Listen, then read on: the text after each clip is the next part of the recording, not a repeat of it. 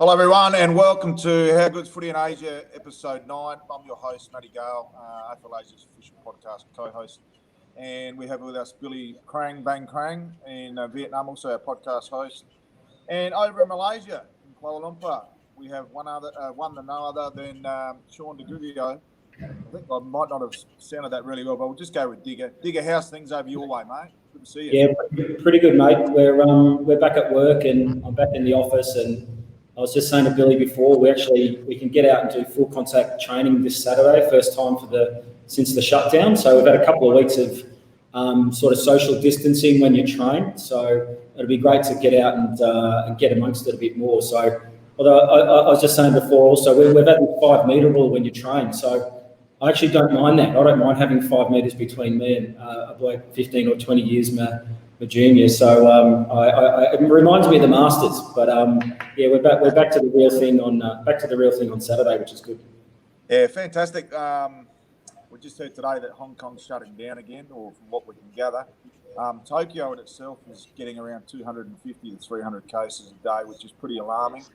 And Osaka's doubled its active numbers in the last week from 30 odd a day to 60. And I guess the major concern, I've been following pretty closely, we got down to 24 active cases, now out to 234. So I can see another little mini shutdown or a bit of a definitely school shutting down in the not too distant future. We're not far away from our summer holiday, so there may be an extension there, but they need to get in a certain amount of curriculum hours per year. Is there any active cases really happening at ground level? We know over Vietnam it's been pretty clear for about 3 months, but what about on a day-to-day basis with active cases, Digger? Mate, we're kind of high single digits, low double digits, but I think it's a bit hard to tell here. They haven't done a heap of testing, so I imagine the cities are okay. I don't know what's happening out in the rural or regional areas. It may not even be there, but the government's been pretty good, to be fair. Not quite on Vietnam's level of getting rid of it by the sounds of it, but certainly, compared to maybe Philippines or Indonesia or even Singapore, I think Malaysia's actually done a pretty good job. So, we might have to host the champs again, Matt. We might have to be the Brisbane of AFL Asia. I guess with the state of play at the moment, anyone could actually host it. I think we're going to be pretty limited in the amount of teams that can potentially travel this year, given the quarantine protocols that are existing, not only just in Asia, but right across the world. I can't see travel really changing too much in the not too distant future. And I had a chat with Simon Highfield, our Asia Development Manager, today about what's the forecast for us as an entity moving forward, and it's pretty hard to judge.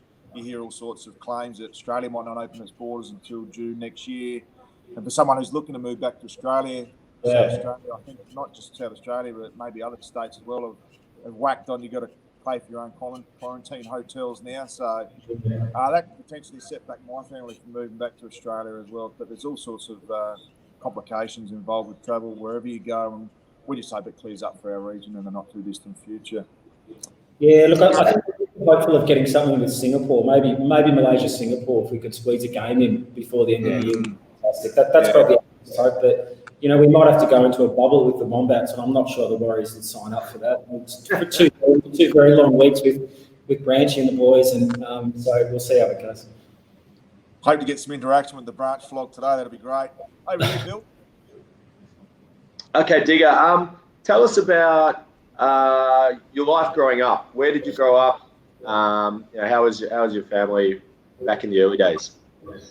You've got to go a fair way back, Bill. I'm very much interested in AFL Asia, but mate, I grew up in Melbourne. I actually grew up outside of Melbourne on the Mornington Peninsula. So anyone from Victoria will know the peninsula. It's funny today, if you go down there today, and we took the family down there last year, and it's wineries and it's restaurants and holiday houses, and it's one of those typical places that when I grew up there all those years ago, like 40 plus years ago, it was farms and it was chicken sheds, and it was where the elderly went to retire because it was really cheap. So it was really quiet. It was a really quiet sort of upbringing, and but I guess it's one of those towns where the local footy club and the netball club and the tennis club was sort of the centre of the community. But on reflection, very, very quiet sort of upbringing in that part of Melbourne or that part of the peninsula. But as I said, you go back down there today and I tried to show our daughters, I tried to explain to them that, you know, all of these lovely houses and wineries never existed when I grew up, and how hard I had it, of course, and how far I had to walk to school and all that sort of rubbish. But yeah, nice part of the world, certainly a great part of the world today. And yeah, probably stayed on the peninsula right up until I was old enough to get off the peninsula. So everyone who grew up down there, you set your watch. The moment you could turn 18, finish school and go off to uni or whatever you chose to do, you're pretty much gone. So that's why I said it. A lot of the demographic down there is just young people and really old people back then. But yeah, markedly changed today. Digger, where exactly on the peninsula were you set up originally? Yeah, so down around Red Hill, which is on the back, like the ocean side. So I mean, that was where you know, if you want to go back even further, my grandfather emigrated from Italy, despite me not getting any of the lovely olive skin. He emigrated from Italy, and you know what it's like. This is like in the 1920s, Matt. So him and his cousins and his brothers, and they all come over on the boat, and they get off, and you know, they could go east out to Doncaster or south down to the peninsula. So they all headed down there. And you can imagine back then in the 1920s, it's very much, none of them spoke English. And so they would all live in their own little community down there. And I can still remember as a young lad going to, you know, the aunties for the big pasta cook-ups and stuff like that on weekends. And the last word of English you'd hear is, "Oh, hi, Nonna." And that'd be it. That'd be Italian for the rest, you know, the rest of the afternoon. So there was a real community down there. And I think to this day, there's still quite a few Di Gregorios down there now. So yeah, it's one of those places you either leave when you're 18 or you stay till you're 75, eh? Digger, we're talking about culture. You've got some strong Irish heritage, despite not really looking Italian at all. But yeah. I guess there's a bit of cross-culture in your family, the fact that you married an Irish lass. Just interested to how that all came about. Where did you meet? And obviously this is pre-Malaysia days, so how did that all come about? It was funny, we actually met in Thailand. We met in Koh Samui.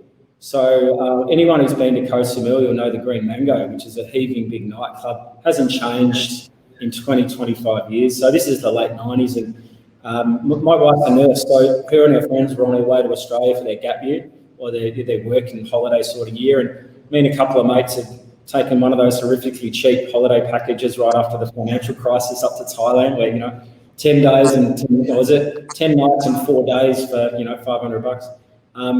And we met them on their way to Oz, and we were up there. And so, yeah, and then that kind of was one of those holiday romances, Matt, that just refused to die. So we ended up hooking up again back in Oz. And then, Christine moved back to Ireland when she finished her gap year, and then returned to Australia, I think in 2000.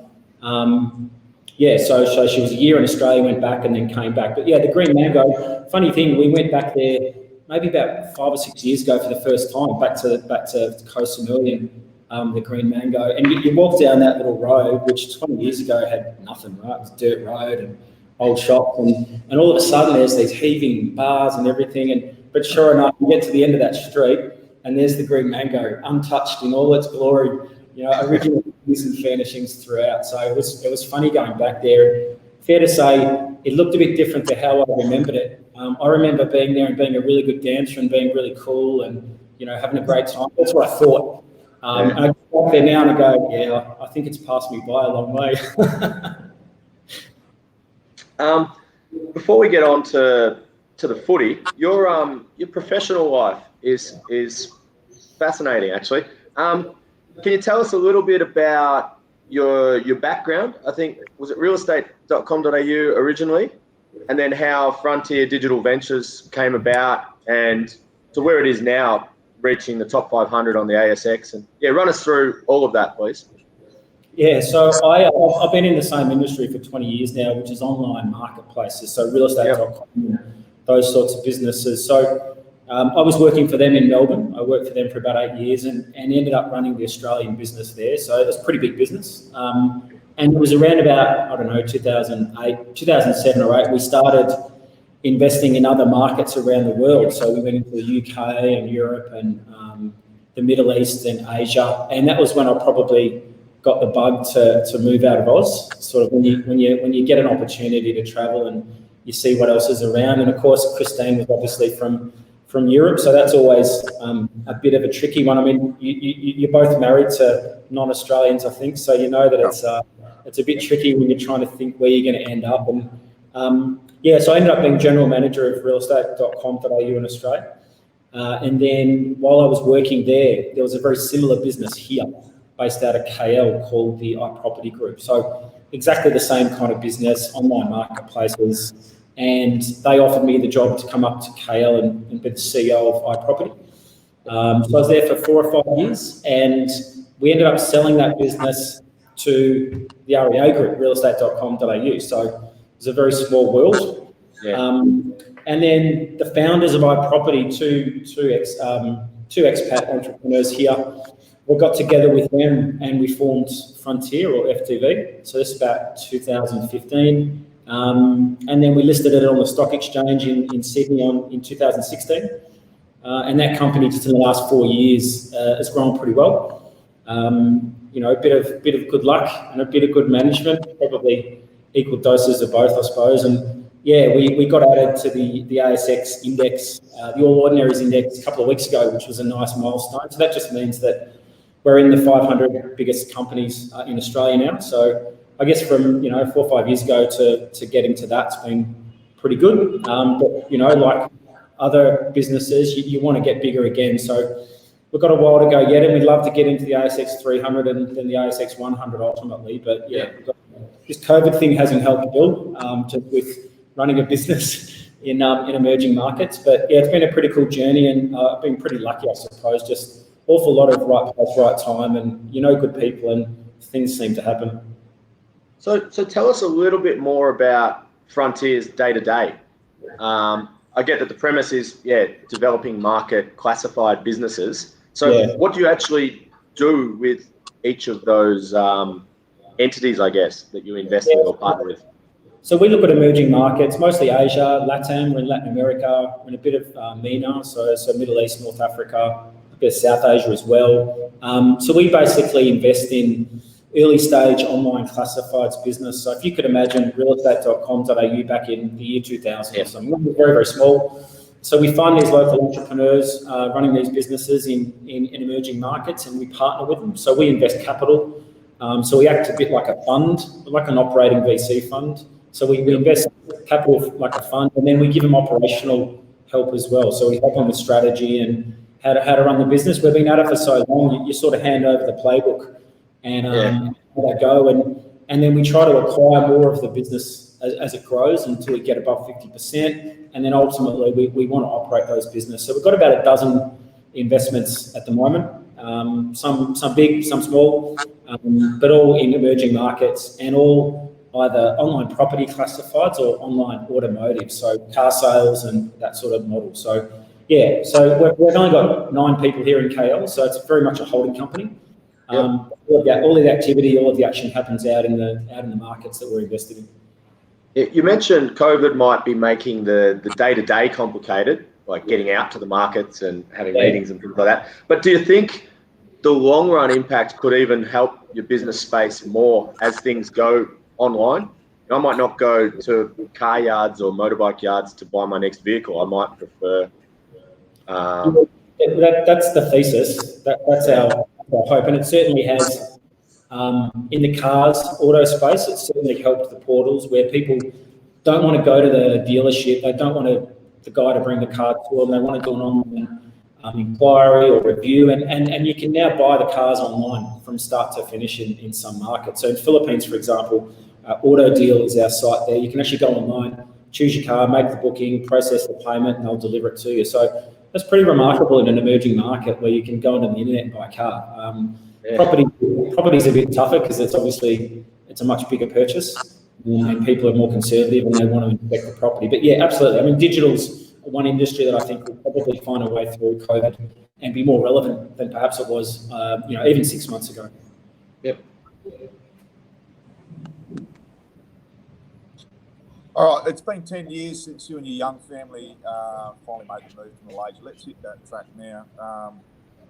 How did it all come about? And did you put any, like I said I was going to be in Japan for 8 months. I know Bill's 2 years. Did you have a projected amount of time that you'd stay in Asia? And Yeah. It's obviously outgrown whatever your expectations were, but how did it all come about? We probably got to most of the way through it, but how did that all come about?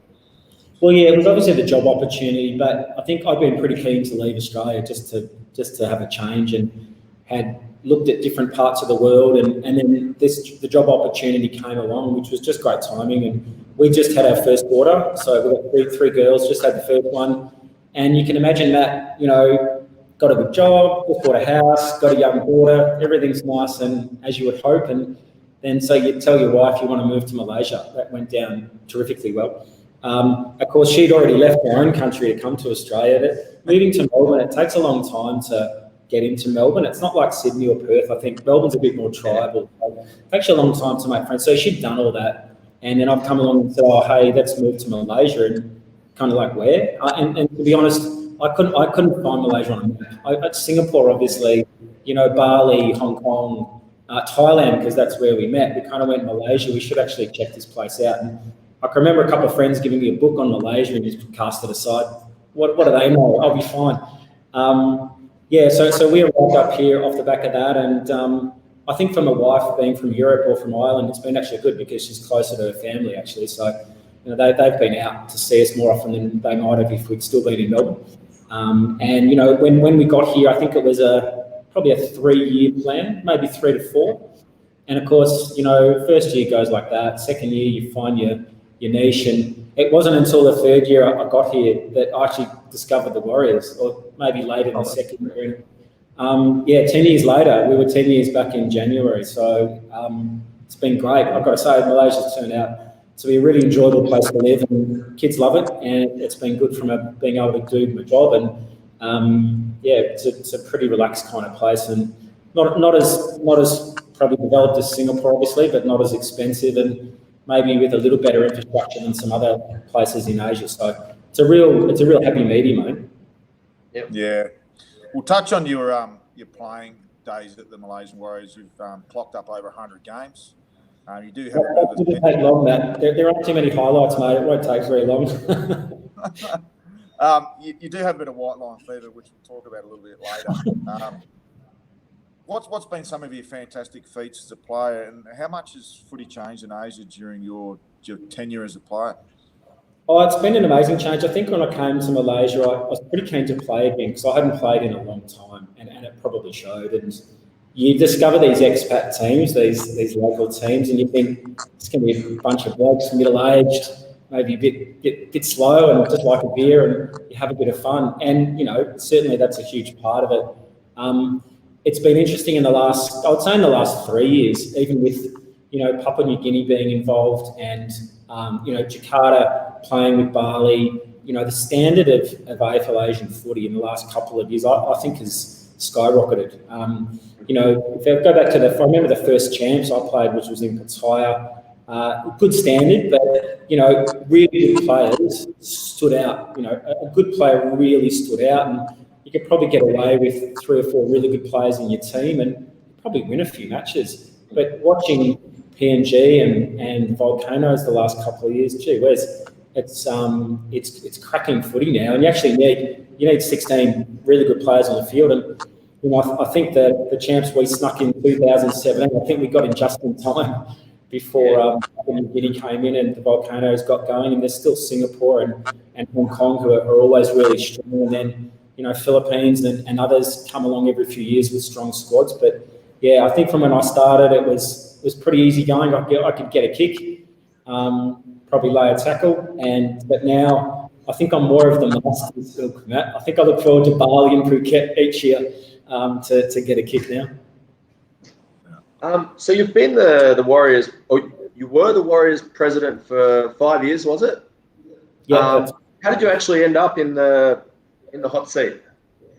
Well, I guess you could, well, it was all. I mean, Ben Simpson, Eggsy was president before me, and Eggsy's still around. He was doing a terrific job, and I can remember one day I was driving back from a game, and he asked for a lift, and it was probably like a 45-minute drive back into the city, and I got into the car as just a normal player with the president in the passenger seat, and by the time I dropped him off at his house, we'd swapped roles. So he convinced me on the drive back in from a game to have a crack at the presidency, and that was in, I think, late 2013. But that was also at a time when, I think I remember at the end of 2013, we lost 15 players at the end of 2013. I think from memory, it was around when the oil price might have started dropping, around 13, 14, and KL's an oil and gas town back then. Yeah. So, the oil price drops and, people leave. So I can remember at the BNF at the end of 13 when I just sort of taken over from Eggsy, and you do the leaving presents, you give a little gift to the guys who are leaving. And, we had a queue of 15 blokes ready to take these leaving gifts at the BNF, and that was the longest part of the night. So, just circumstances, I suppose. But, yeah, 5 years turned out to be, I think, well long enough. I remember chatting to one of the Singapore past presidents, forget his name at the moment, but he said 2 to 3 years is about the right time for a president. You get in, make an impact, and then pass it on to someone else. I think we got so full of ourselves winning champs and then hosting them that it was just what could go wrong. So it's probably stayed on to the absolute outer limit of what a president should, being 5 years. But it was a terrific period in the club, and we've got a terrific president now, Rilo. So Luke Rylands has done a cracking job. He's had, I think two pretty difficult years. Obviously, this year's been really difficult with COVID and not being able to play or train. And then last year was a pretty tough year for our club. We lost one of our nearest and dearest, BJ, in a car accident in the latter part of the year. So that really made last year really tough for everyone. And I think, coloured the year also. So, we look back on last year and it's through that lens, and that was really tough for Rilo to, have to be president of the club when you lose someone like that. And he did such an amazing job. We were all really in awe of him. So he's done a cracking job over the last 2 years, and let's hope he stays in the chair because the oil price is pretty low, Billy. That's right. That's right. When you said that, I did think, here we go again. I wanted to touch on or dive deeper into 3 kind of areas that from the outside stand out in that period. You mentioned a couple of them there, but tell us about actually winning that champs and the build up to that as a club. Yeah, so, too well, it's bloody hard to win a champs. And I think it's been really good over the past 4 or 5 years. I think it's gone around most of the clubs now. So that's been a huge change. But, when we go back to 2013, I guess, when we lost all those players, and that was probably the lowest ever the club. I remember we started training in early 14. We had 6 or 8 guys turn up. Yeah. And it wasn't long after that, Billy, that we got invited up to Vietnam for the Anzac Day game. I think you would have played. Yeah, I certainly did. Well, I think you did by 15 goals in a canter. I was going to say, do you want to know the score? Oh, yeah, it's burned into my memory. And thankfully, I've got plenty of Swans mates who can remind me, which is great. So I remember that day, and there must have been, 600-700 people there. It was remarkable. Yeah. The Swans do such a good job of that Anzac Day. It's a real credit to the footy club, and biggest crowd that most of us have ever played in front. A real buzz, and the whole weekend is fantastic. And you run out in that game only to have our backside handed to us pretty comprehensively, in fact. So that was probably the low point. And then I think we sat down in the middle of 2014 and thought, geez, we've got to find some players. And we were pretty lucky then. We started to get a few new guys come in, guys like Mike Fay and Jimmy Warland, who's now in Hanoi, Owen Lewis. We've got a real, you only 5 or 6 blokes roll up at your footy club within a month and you just go, hallelujah. So by the end of 14, we hit champs, and I think we won 2 of our 4 games at the end of 14.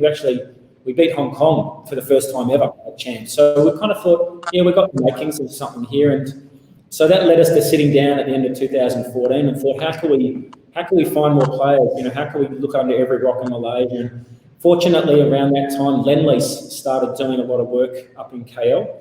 So we tapped into Lendlease. Monash University have a campus in KL now. So we worked that angle really hard, and that probably got us 4 or 5 young blokes, which was fantastic. We tapped into every guys from Penang, you name it. By the end of the year, as we head into 15, we thought we've actually probably got the makings of something here. And I think 2015 was where we kind of went, footy club's been around for 20 plus years. We won the Manila Cup in 2012, and that was it. That was the only silverware we had. And I can still remember, going and playing the Wombats in Singapore, and we'd go to their sponsors bar, and one of them would go, "Hey, Diggo, do you recognise that thing up in the cupboard?" And I'd say, "Maybe." And they said, "Yeah, it's called an Asian Champs Cup." Just wanted to, give you a look at one. And so, it wasn't lost on us that we hadn't done much at the Champs. Yeah. And then 2015, I think we really set ourselves, we had a great squad, and we thought, we've got to play as much as we can. So in 2015, we toured everywhere and anywhere. I think we toured 6 times. We went to Macau. I think we played in Hanoi that year again, I think. We played anywhere and everywhere. We played Singapore twice, and we won every game. Like during the year, we won every game, which was great. I think we beat Singapore in Singapore for the first time in 20 odd years.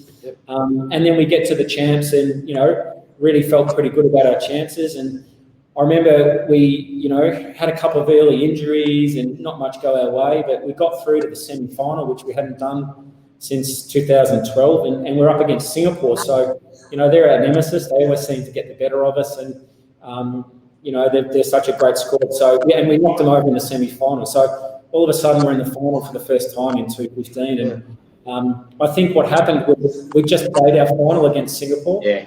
So I remember after the match going up to guys like Flanner and Bomber, Jason Winter and Macca, and these guys have been at the footy club for 10, 12, 15 years, and first time ever we're through to a final.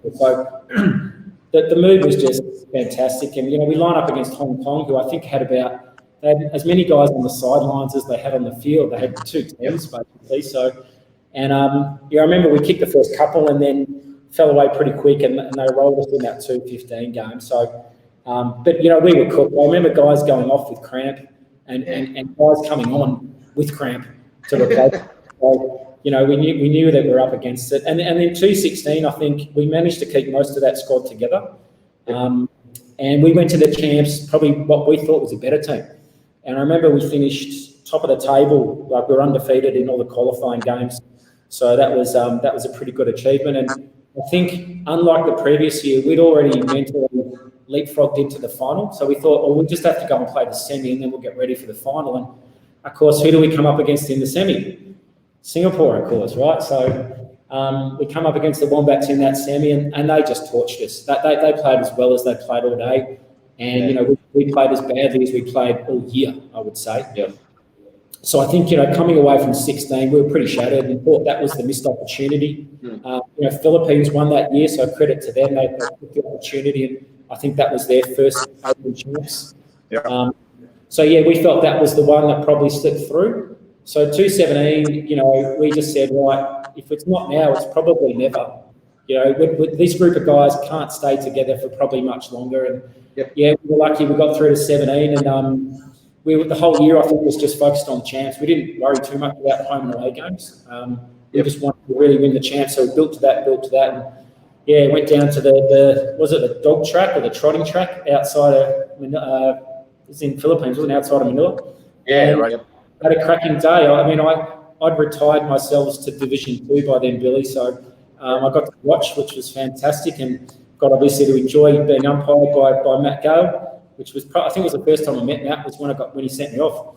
But so to get there in 17 was a huge accomplishment, and as I said earlier, I think we got there in the nick of time. I think with Papua New Guinea now, with the volcanoes, and Singapore and Hong Kong always been good. Yeah, we've probably struggled in the past couple of years, but I think that was just an accumulation of like 3 or 4 years of trying to get it done, and we finally got there. So you can imagine it was as much relief as it was anything else, but we could finally say we did it. And I think we're still dining out on that anyway. The second thing I was going to touch on was then hosting the following Champs. How much effort did that take for the club, and how rewarding was it when it all came together? Because it took the Champs to another level. Yeah, this is what happens, Phil, when you get a bit ahead of yourself and you win a Champs. Well, what's next? Host a Champs. Yeah. And I can remember the vote. I think, Matt, you would have been on the call when we had the vote, and all the clubs voted. And it was ourselves and Thailand who put their hands up, and I think it was tied, and Thailand actually had the casting vote, and they voted for us. So a big note of thanks to the Thai Tiger guys who said, look, we've had it before, you guys can host it. And, we were pretty lucky. We had one of the old Swannies boys, Josh Leary here, who you know very well, and his lovely wife, Hayley. They were rock stars. Yeah, Hayley particularly was just like a rocket. And myself, Simo, who's now in Singapore, he led the charge. He basically organised half of it, along with Hayley and Josh. And, we also had a couple of new blokes to the club. We had Nige Goodies and Kate, and we were really lucky. We just got a few people right at the right time. And I think the key for us then was, we'd also introduced the women's team, which I think we'll probably chat about in a moment anyway. But it was going to be the first camps where we had the women's comp, which was huge. So, and it was also the first champs where we had the 3 ovals. So we had to have 3 grounds or do it over 2 days. And we managed to hire that amazing venue, the Bukit Kiara Equestrian Centre, which had 2 really big things going for it. It was big enough for 3 grounds, and it's only 15, 20 minutes from most hotels in the city. So it was an enormous amount of work, but we also had a long time to do it. We had a good 6 months to get it right. And I think we're pretty happy it all came together in the end. I think on the Friday setup, we got one of those torrential KL thunderstorms, things floating away. I think they'd gone out and marked all the white lines, and we watched all that just float off the ground in the space of about 15 minutes. And, trying to put up goalposts in lightning's not clever either. But we had a huge effort. And look, I hope everyone enjoyed it. We certainly did. And I think it's great that we can get to that level now. And 3 grounds, the women's comp, and, tons of teams. It's quite a big event now. You really got to be prepared to host that now. That's a huge event. Yeah.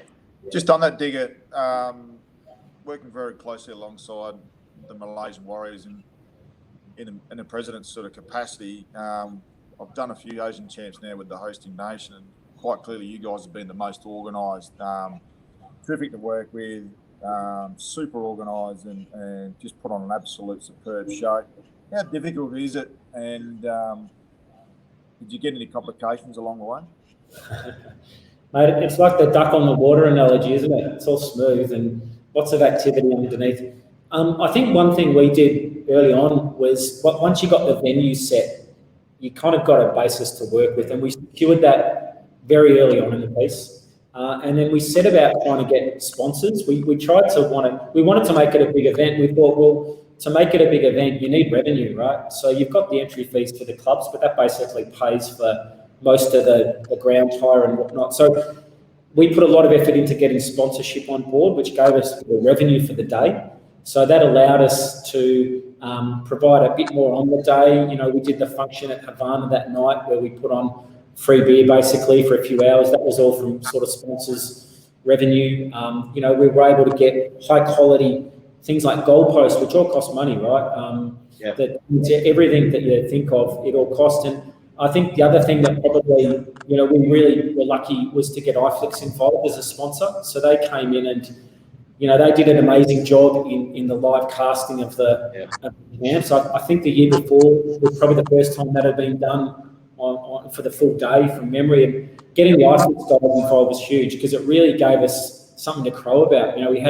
We had something to talk about, get excited about, and they invested a lot of time and money and resources and people into that event. You'd be surprised at how much it cost, and we got it all as sponsorship. So again, that was a huge thing. And I know, talking to a few of the fellas, they're still watching a few games back on YouTube today. So it's still a bit of fun, and it's great when you can bring up really shitty bits of play that you've done, and you've got really good mates who continually play them back to you. So the video lives forever.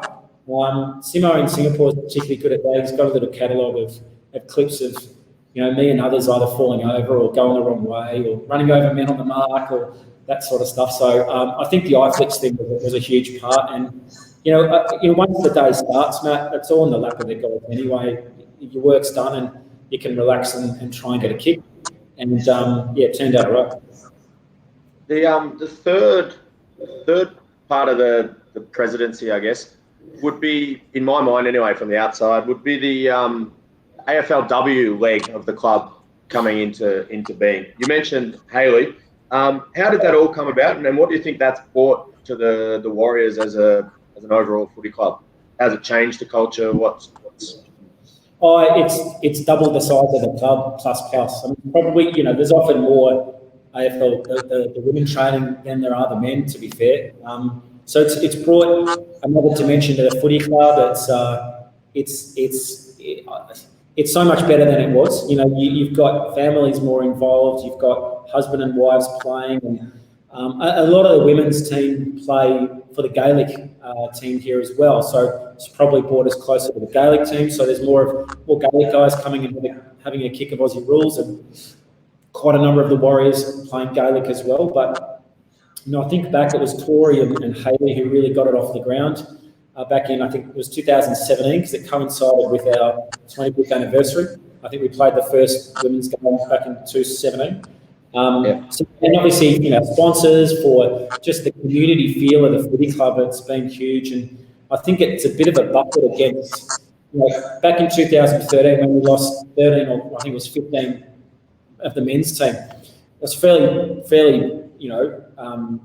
negative moment, but now we've got over 25, 30 women around the club. I think we can withstand those sort of shocks a bit better with a bigger footy club and just more of a well-rounded environment, I suppose. Yep. Just one off the just come over back. I heard you talk about the getting yellow carded before, do you? You umpired that. You umpired that. I umpired the game, and I didn't send you off, and I know why you got sent off. There was a fight, and you retaliated after someone had hit one of your players. But as I mentioned to you, I probably wouldn't have sent you off because you didn't throw a punch. But you did say that, yeah. So one of the things that I guess that's come about it, we put this rule in place, or I did essentially, was after the big melee which ended the game between the Singapore Wombats Division 2 and the Indonesian Garuda. So we had to put something in place.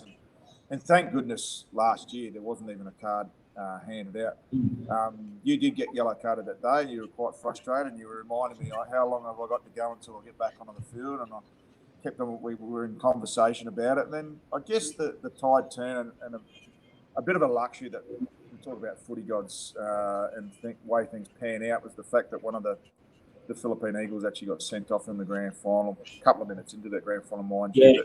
But it really affected their team. But having said that, being out on the field as the umpire, you guys well outplayed them anyway, and I don't think it really would have made a difference at the end of the day. But how do you see that rule, and what sort of benefits have you seen to Asian footy over the last few years? Yeah, look, I think, if you go back in a day, the footy was, you still run out and you're pretty competitive. But I think it had a slower pace. It was a little more, maybe it was a bit more social or a bit more easygoing. I guess as the standards improved, the intensity of the game's improved, and maybe that competitive element has gone up a level. And I think as a stopgap, as a bit of a mitigator for people going a bit loopy like me, the send-off rule's been very, very sensible. I think it just gives the game you're just reminded of the fact it's a game of footy. You're not playing for sheep stations, and you want to win, which is obviously the first reason you run out. But at the end of the day, part of playing Asian footy is having a beer afterwards with the other team. I mean, when you tour, let's face it, half the fun of touring is you go and play a game of footy, but it's a night out with the club you're playing against, and it's the V-neck singlets as the Warriors went through a very nasty period of wearing those things. It's having a beer, it's having a laugh, and these blokes through work or other means. So I think it's just sort of put a nice feel to the game where there are actually some rules. And I mean, I always admire the umpires, Matt, and I know that's your area. It's a really tough job. Everyone hates it, and it's not really easier when blokes are trying to whack each other. So I know it's probably made your life a bit easier, where you've actually got something you can do to stop players going a bit nuts. But it's definitely made the game better for sure. And I think the game's improved. It's I mean, the standard of umpiring that we get now and the volume of umpires we get now has also made a big difference. I think one to the standard of the game, but also to implementing the rules. And they're always changing and interpretations, and you're always wondering when you get to champs, are we following the AFL rules, or is there an AFL Asian version of the rules, or what can we do? And it always is a bit controversial. I heard Sparks talking about the Philippines Eagles bloke who got sent off in that final, and it certainly made a big difference. I remember it being quite early in the game, so I guess that's you never want umpiring to change the nature of the game, but they're the rules. So if you try and whack someone, you're going to get sent off, and I think everyone knows that, man. There are no cheap shots. Yeah. Still on that champs. I know we spoke about the build up, but what are your memories of the actual game? I guess knocking off the hosts in the final, on the road, that's about as good as it gets, and perhaps the aftermath, but also being the 25th anniversary of the footy club. How much more did that all mean, or how was it as a? I think Philippines, you win them in 2016. The most sensible thing to do is host it, because you can go, especially if you're going back to back. Yeah. It's interesting if you look at the history. I don't know if a host has ever won the champs. I can't think if a host has ever actually won the champs. So we fell for that in 2018 as well. But I guess the game itself. I think we lost the first game that day. I think we lost to the Philippines the first game that day in Div 1. I was in Div 2, I can tell you we lost all our games. That was fairly easy to remember. But in Div 1, obviously, we lost the first one, and that shook us up a bit, and got out and I think did pretty well in the next three. I can't think if there was a semi-final that day or it was just straight through. I think there was a semi. And then it was really dark, but it was sort of 5:30 going on 6, I think. Really dark. So it was a difficult game to sort of watch, because it was semi-darkness, and we'd been on the cans for a number of hours then, what the Div 2 players had. But it's over so quick. Two 15-minute halves. I think we got out to the lead and just sort of held the lead right through into the second half. And I think when you're into the last few minutes and you kind of know that you finally got there, and you're looking around at blokes like, I remember sitting next to Paul McCallum and Jason Winter and these guys who've been around for 15 years, and it was just an amazing feeling that we'd finally achieved this goal that we'd set so many times and failed to get to it. I think it was as much of a relief as a celebration, and we sure did celebrate. That's for sure. It's a cracking town to win a champs in. There's a lot you can do, and we gave it a good crack for a couple of days. I'm not sure a few of the boys had a few false starts trying to get to the airport and get on their flights, and finding themselves back at the bar shortly thereafter. So there's a few of the lads went pretty hard. Just on that, you go, Bill. That was the 25th anniversary, right, as well? Yeah, it was. So it made it all more special. So in the course of that year, we launched the women's team. We hosted the 25th anniversary match in KL, and then we won the champs. So I remember it was at the start of 17. We were trying to think of what could we do this year, like what's a theme or what could we plan and look forward to. And we were just sitting at Havana, our sponsor bar, so these folks here on the sleeve, and kind of dawned on us that it was our 25th anniversary. It wasn't obvious. It was like, we started in 92. Oh, there you go. So it actually gave us something to do that year, and we ended up, it was in the September, I think, we had a 25th anniversary match. So we had that, and I think it was the Wombats came up and played. It was part of the Changi Cup. And we managed to, we had a lot of time, we managed to track down the 4 founders of the club from 1992. We got in contact. I just sent them a random email in the hope that one would reply and said, look, we've got our 25th anniversary. We'd love you to come back up to KL and be our special guest at a 25th anniversary function. And, within half a day, they'd all replied and said, when is it? We're on. So we then sent word out further, and we had, I think, Warriors fly in from Europe, from the States, obviously from Australia. All the 4 founders were there, which was amazing. And, had a great day. I think we got over the Wombats that day, but I think we might have lost the Changi Cup on aggregate, but we had a win.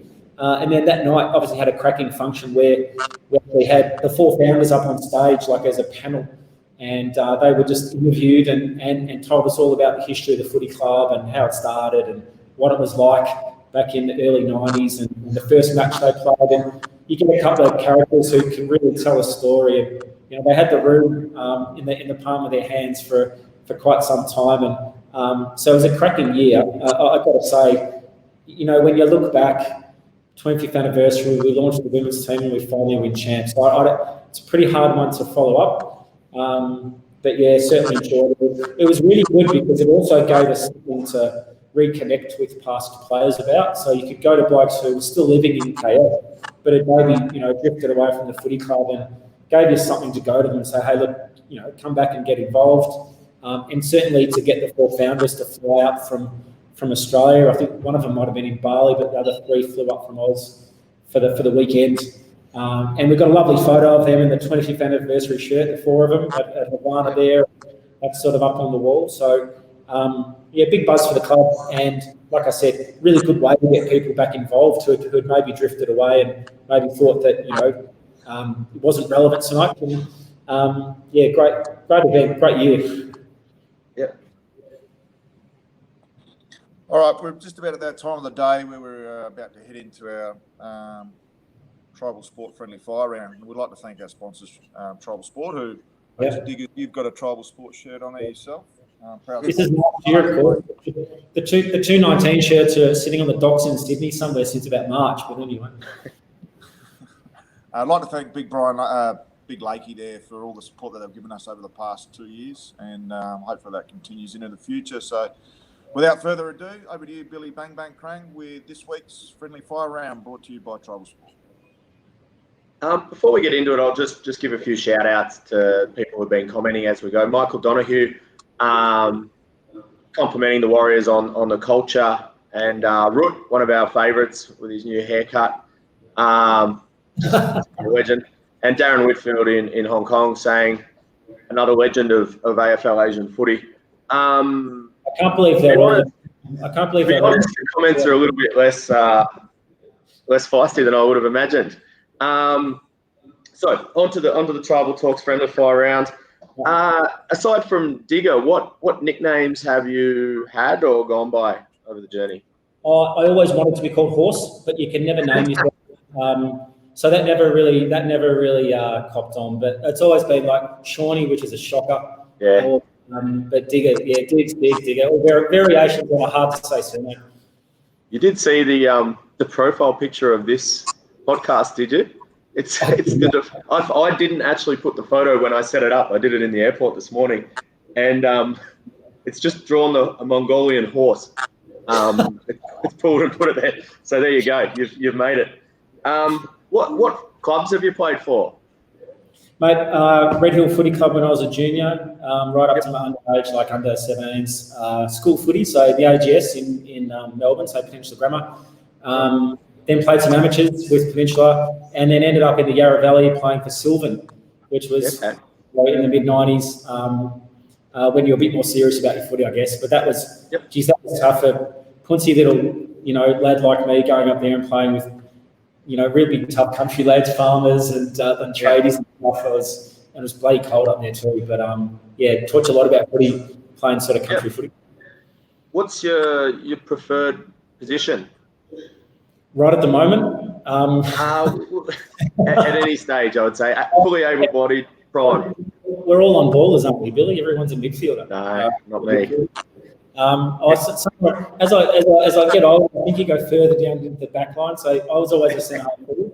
I always played centre half forward, and then I happily sit on a half-back flank now. I don't mind a cheap touch. Yeah. Who's your AFL team? The Hawks. Okay. Who do you think, this will be interesting actually, given the quality of footballers that the Warriors see frequently, who do you think is the best player or players that you've seen in AFL Asia? First year, 2012, we had Michael Ricks, who played a season for the Warriors, straight out of the waffle, age 30. Outstanding. Best by a mile. Yeah. Josh Leary's, just from the Warriors' perspective, Josh Leary is probably amongst the real elite players I've played with as well. I'd say he's right up there. Mike Fade, James Wallen, those sort of guys. Someone's just drilling in the wall from next door. If there is some background noise, sorry about that. And who would you identify as your best teammate in your years with the Warriors? On field, can I have two? On field and off field? Yeah. Sure. On field, I used to love. I still love playing with Eggsy and Kurt Stocks. They were two of my favourites because they're real inside players, and they'd let blokes like me get the odd cheeky handball and a kick. And off field, my bromance, which is with Woodsy, Peter Woods, we love touring together. And Weeksy is another one that I've played a lot of footy with as well. So, that core of guys has probably been pretty special over the years. Yeah. Most annoying teammate? Oh, Eggsy, still, he gets me. He's a terrific bloke. Like, you just don't, you never want to, like, you play a scratch here at training and just make sure you're on Eggsy's team, because if you're not, it's just a really bastard. He really is. But, he's a legend of a Warrior. He's played 150 games, so he's got a license to do what he likes, and he takes it and some. How do you guys actually keep such good track of the games played? That's always been one of my questions. Yeah, it's a spreadsheet that's survived a long time, Billy. I think we've always had someone in the club who's an accountant or in finance, so we do a spreadsheet. I think Beezer, who's an accountant, used to have it, and I remember he was telling me his computer crashed and he took it to the shop to get it repaired, and he said, "Look, there's only one thing I really need, and it's the Warriors games telly." I don't care about anyone's tax returns. And then, we keep it online, and it's someone's job. I think once you get it established, you've just got to update it for each game, which is pretty easy, but trying to get it set is a bit hard. But it does obviously give us the opportunity to have banners, which is what it's all about, right? So it's not about your games, Billy. It's just about getting a banner, and we know I love our banners in Malaysia. Right. Who do you think is the most difficult opponent in Asian footy? That could be a person or a team, or both. Good question. We always found Hong Kong pretty hard to play against. They always seem to have an incredibly tall team and fairly a bit younger than us. They were always really good. Ed Clark always used to give us a bit of trouble from the Wombats. Probably won a few games off his own boot over the years. They're probably the standout team and the standout player. Ed's one of the better players I've seen in AFL Asia. Yep. What's your favourite meal? Favourite meal? Italian, Irish, Malaysian? I did something kind of, I had a good idea back late last year, Bill. I decided to become a vegetarian. Oh, wow. So food is kind of like functional now, rather than, spaghetti bolognese or a steak would always be top of the menu, but I'm just trying a few different things on the food front. So I'm still figuring out what I like, but ask me last week, I would have said it's just a simple steak. Yep. Coffee or tea? Always coffee. Yep. What's your favourite holiday destination? I went to Japan last year. Sorry I missed you, Matt. I think we crossed paths. Loved it. Absolutely loved it. I'll go back again tomorrow. Loved it. So much to do. Yeah. If you could bring any 4 people to a dinner, who would you choose? 4 people. Well, you'd get a Hawthorn champion, I don't know, maybe like a Lee Matthews or a Peter Knights. That would be one. I was always big into the tennis, so I'd love to sit down with a John McEnroe or, one of the characters of the game. Cricket, always interested in Steve Waugh's approach to life. Just seems like a real miserable bastard, but he was quite successful. And beyond that, I suppose we go for like a sporting legend, like a Muhammad Ali or someone like that, which is just totally on another level. More sports people. It's not the most intellectual dinner, but it would be a lot of fun. Yep. What's your favourite holiday destination? Still in Japan, or are we going back there? Or sorry. Best footy trip ever. Best footy trip ever. Oddly enough, we had a really cracking trip to Macau once, which was totally different to any other kind of footy trip, because it was the casinos. It's totally different place. Yeah. Obviously, a lot of the Asian cities are kind of similar, but Macau was totally different. We had a belt all the time. It's one we still talk about. Yeah. Did you come out of that up or down the tour? No, that was in the halcyon days of 215, where we just had to play anyone and win. So we had a good win on the field, and I think we eventually made it onto the tables very, very late in the evening. It was an ideal time to start gambling, 1 or 2 a.m. Yeah. And what do you like most about playing footy in Asia? Just the camaraderie and the community around it, and having a bunch of blokes. You can send out a message at 5 o'clock on a Friday, and an hour later you've got half a dozen blokes sitting around the table having a beer and watching the footy. I think that's great. And obviously being able to stay physically active is a huge part of not getting fat in Malaysia. Yep. What would be 3 things that people might not know about you? Three things. Three things. Well, I was actually interested when you introduced Sparks last week and you said he represented Philippines at 2 different sports internationally. I did play Gaelic footy for Malaysia, so I guess that makes me the same as Sparks on that front. Exactly the same. I'm probably not as good a footballer as I think I am. That would be the second one. And what else? Oh, I don't know. Probably never going to move back to Aussie, I would say. That's probably something else that's dawned on us in the last little while. Is the probability of moving back to Oz probably pretty low. So there's something for free from my friends to know. Yep. What do you think the future of AFL Asia looks like? What do you see in the future? Oh, look, I hope it becomes a more, not necessarily structured, but a more supported league. I think if you look at the AFL, they've got in Southeast Asia alone, it's 500-600 million people, same time zone, lots of people from Southeast Asia who study and live in Australia and vice versa. I think that Southeast Asia is a natural market for the game. I know they try and play games in the States, and I know Beijing's obviously one, but it's a bit of a stretch, and Europe over the previous years. But I just think Southeast Asia is such a natural audience that I'd love for the AFL to recognise it a bit more and prioritise it. And give it the attention and the time and the investment that it deserves. And I think the little bit of investment they have provided has made such an amazing difference. And you put that together with people like yourselves who do these sorts of podcasts for no gain or nothing in return, just because you love it. I think there's a lot of passionate people like you guys out there. Put all that together and you could seriously have a very viable product in Asia. Yep, that's it for the tribal talks for now. But as I asked you twice about your favourite destination, Yoshi has invited you to come and join Maddie and him for a run with the Osaka Dingoes whenever you're next in town.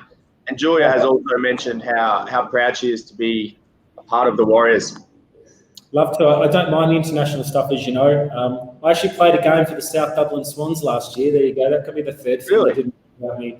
Well, we go back there with the family every year, put on the boots for the Swans and beat Galway. So that was a big day as well. Yeah, excellent. Digger, you've been a brilliant guest, mate. Spoken really, really well, and a lot of great promotion cuts that we'll need to get Billy behind the scenes to cut and paste so we can send through the AFL, particularly that last one about where you see footy in Asia. That was tremendous. We can quote that and send that straight to the head office there to Gil. But more importantly, mate, you've been an absolutely brilliant guest. You've been a magnificent leader, not only for the Malaysian Warriors. We're really grateful when you spent that year with us and the AFL Asia committee, put on probably the best Asian champs we've seen thus far. You don't mind calling a spade when required, which we also love. We've seen some fireworks at the odd Asian champs, but your contributions as an ambassador for the game and a leader and an administrator has been well documented, and we really appreciate your contributions. So thanks for joining us today. Thanks, Matt. And look, kudos to you guys, your ability for doing these podcasts. It's really difficult when there's no games being played. There's not that connectivity across the region, but to have something like this is a lot of fun. And I know everyone enjoys watching and commenting. So keep it up, fellas. And I look forward to next week and the week after that. No worries. Yeah, hopefully get some big guests on the next couple of weeks. We wouldn't mind getting Branch on, or there's a couple in the. You haven't had anyone from Singapore, so they might be due, I think. Yeah, there's Stewie due, probably Jack Frost overdue, and they'll come knocking pretty quickly. But Branchy, we'll call out in the next couple of days, mate. You're next on the top of the cab rank. So, thanks again, Digger. Been brilliant. And, thanks, guys. Thanks, Billy. That's all from us today. We look forward to catching up with you again very much in the next distant future. Probably next week around the Wednesday mark is our usual time slot. But we'll be back in touch. Looking forward to seeing you again next week. That's all from today. Take care and stay safe. Thank you very much.